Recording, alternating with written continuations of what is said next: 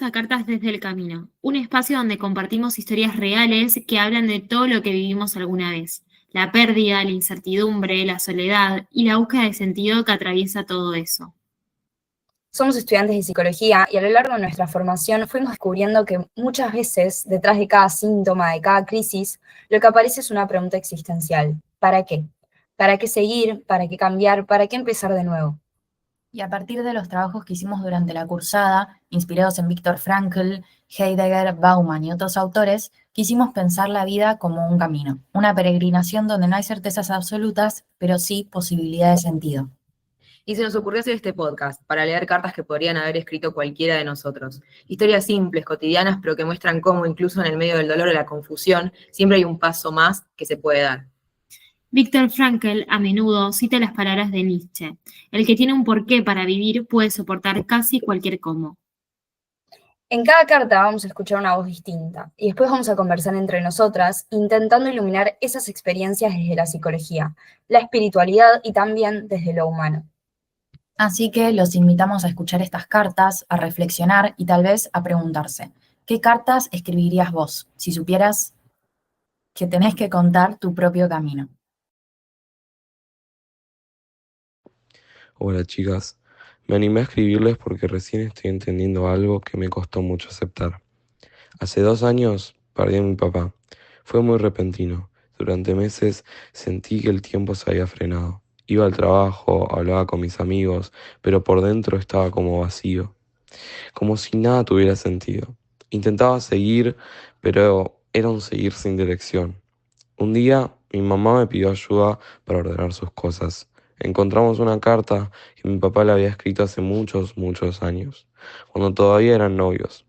Decía algo así como: la vida no siempre se entiende mientras la vivimos, pero hay igual que seguir. No sé por qué, pero esa frase me cambió algo por dentro. Empecé a pensar que tal vez no se trata de entender todo, sino de animarse a seguir caminando aunque duela. Empecé terapia, retomé mis clases de guitarra y de poco volví a sentir que mi papá estaba conmigo, de otra forma, en las cosas que hago, en la manera de mirar el mundo.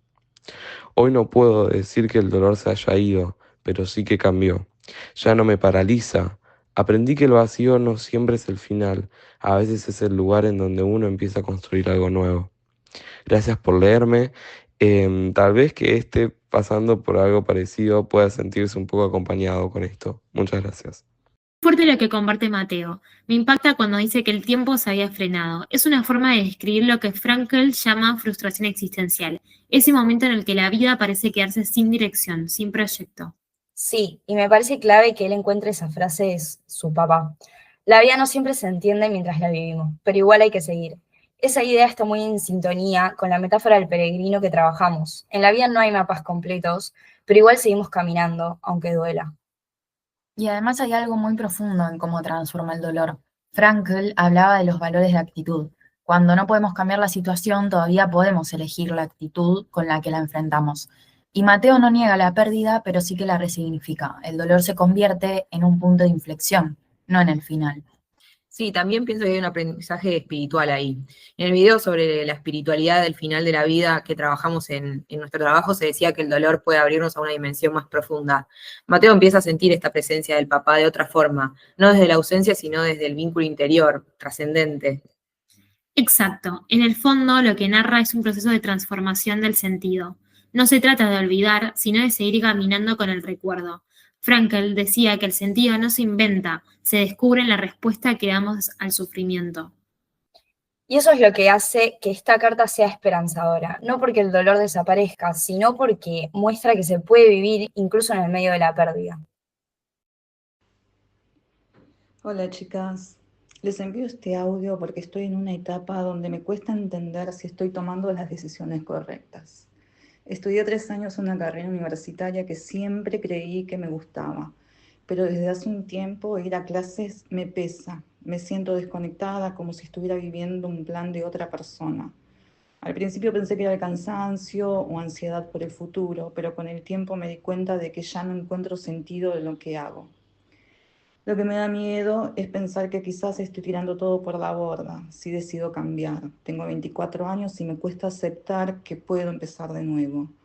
Durante la pandemia, cuando todo se detuvo, empecé a pintar y me di cuenta de cuánto disfrutaba eso. No sé si quiero estudiar arte, pero sí sé que quiero una vida que no se sienta como una obligación constante. Últimamente me acuerdo algo que me dijo una profesora. No se trata de tener el mapa completo, sino de animarse a dar el próximo paso. Capaz es eso lo que necesito, aceptar que no tengo todas las certezas y que igual puedo seguir caminando. A veces pienso que cambiar de rumbo no es fracasar, sino reconocer que uno ya no es el mismo, pero igual da miedo. Gracias por escucharme. A mí esta carta me encantó porque refleja algo muy común en nuestra generación, esa mezcla de libertad y de miedo. Tener tantas opciones puede ser tan paralizante como no tener ninguna. Fromm lo llamaba el miedo a la libertad, la angustia que aparece cuando tenemos que elegir sin certezas. Totalmente. Y ahí se nota lo que Bauman describía como la modernidad líquida.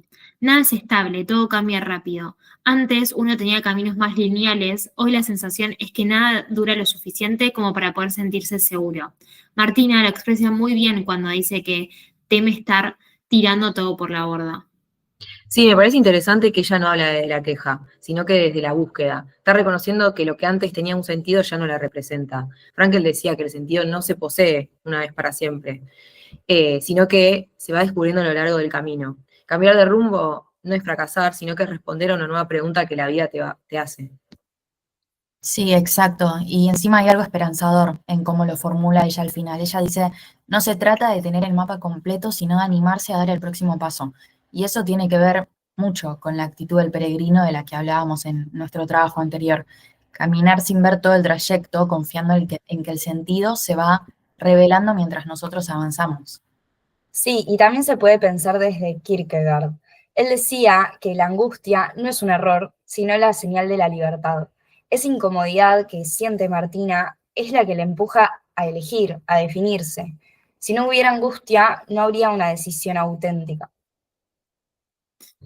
Me gusta eso, la angustia como posibilidad. Y además, lo que ella cuenta del arte, volver a pintar, muestra que el sentido a veces aparece en lo más simple, cuando volvemos a los que nos conecta con lo vivo.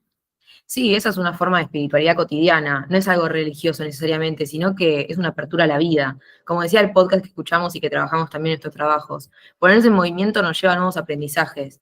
Martina se animó a moverse aunque todavía no tenga todo claro. Hola chicas, no suelo hablar de cosas así, pero me animé porque hace poco entendí algo sobre la soledad. Durante mucho tiempo pensé que estar sola era un fracaso. Me costaba pedir ayuda o admitir que necesitaba a otros.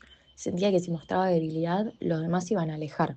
El año pasado me mudé a otra ciudad por trabajo y al principio estaba entusiasmada, pero después de unas semanas empecé a sentir un vacío enorme.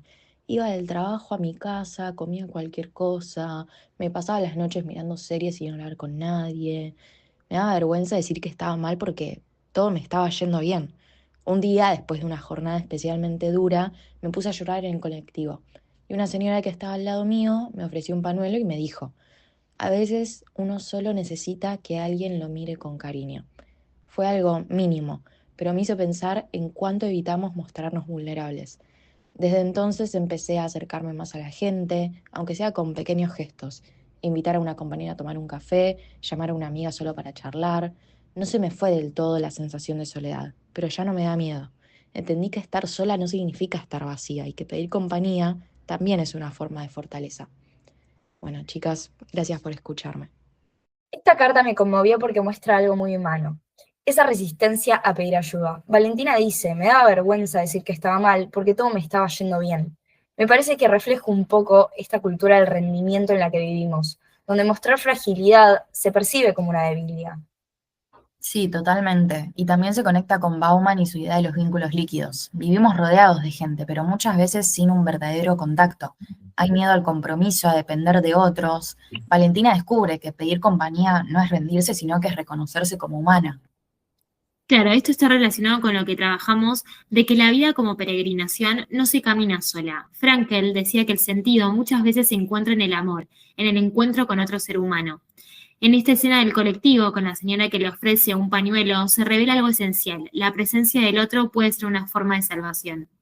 Sí, también me gusta cómo ella lo transforma en pequeños gestos, ¿no? Invitar a alguien a tomar un café, hacer una llamada, esa apertura es también una forma de movimiento, como decía en el podcast que trabajamos. A veces lo que sana no es un gran cambio, sino la disposición de salir del aislamiento. Y además, lo que descubre Valentina tiene una raíz espiritual. En la Biblia, el camino nunca se recorre en soledad. El pueblo de Israel, los discípulos, todos avanzan acompañados. La espiritualidad cristiana nos recuerda también que somos comunidad, que la vulnerabilidad compartida es algo que nos une. Sí, y la psicología también puede aprender mucho eso. No todo se trata de autonomía o autosuficiencia.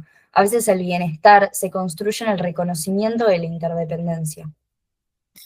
Bueno, para ir cerrando, lo que estas tres cartas muestran, la pérdida, la incertidumbre y la soledad, es que todas forman parte del mismo camino, y en que cada una aparece la posibilidad de sentido, justamente en la fragilidad.